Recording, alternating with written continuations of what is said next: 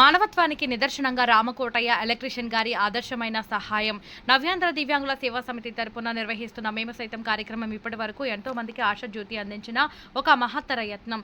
దివ్యాంగులు నిరుపేదలు ఎదుర్కొంటున్న కఠిన పరిస్థితుల్లో ఒక చిన్న చిరునవ్వు పోయించాలనే సంకల్పంతో కొనసాగుతున్న ఈ కార్యక్రమం ప్రజల హృదయాలను తాకుతోంది. ఈ సేవా కార్యక్రమాన్ని నిశితంగా గమనించిన అద్దంకి వాస్తవ్యులు ఎలక్ట్రీషియన్ గా పనిచేస్తున్న శ్రీ రామకోటయ్య గారు తమ వంతుగా సేవ చేయాలనే సంకల్పంతో ముందుకొచ్చారు. ప్రతి నెల ఒకరికి అవసరమైన నిత్యావసర సరుకులను పంపిణీ చేయడం ద్వారా ఆయన మానవతా విలువలకి నిలువెత్తు నిదర్శనంగా నిలుస్తున్నారు.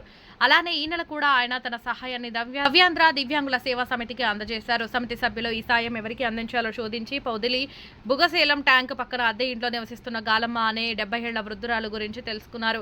ఏ ఆదరణ లేక నిత్య జీవన పోరాటం చేస్తూ జీవిస్తున్న ఆ వృద్ధురాల దుస్థితిని గుర్తించి రామకోటయ్య గారి సహాయాన్ని ఆమెకు అందించారు. ఈ సహాయం అందుకున్న గాలమ్మ గారు ఆనంద బాష్పాలతో రామకోటయ్య గారి మంచితనాన్ని ప్రశంసిస్తూ ఆయన ఎల్లప్పుడూ సంతోషంగా ఉండాలి అని హృదయపూర్వకంగా దీవించారు. ఇది కేవలం ఒక సహాయం మాత్రమే కాదు, ఒక మనిషి జీవితంలో వెలుగును నింపిన క్షణం. ఈ కార్యక్రమంలో ఫౌండర్ నరసింహారావు, ఆంజనేయులు, రాధా, బ్రహ్మారెడ్డి తదితరులు పాల్గొన్నారు.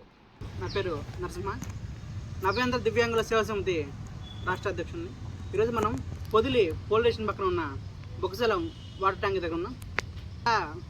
రావడం కారణం ఏంటంటే ప్రతి నెల నవ్యాంధ్ర దివ్యాంగుల సేవా సమితికి అద్దంకికి చెందిన కోటయ్య గారు, రామకోటయ్య గారు, అతను ఎలక్ట్రీషియన్. అతను ప్రతి నెల ఒకరికి సరుకులు ఇస్తూ వస్తున్నారు. ఈ నెల సరుకులను మనం పొదిలికి చెందిన మీ పేరు గాలమ్మ గారికి ఇవ్వడానికి వచ్చాం.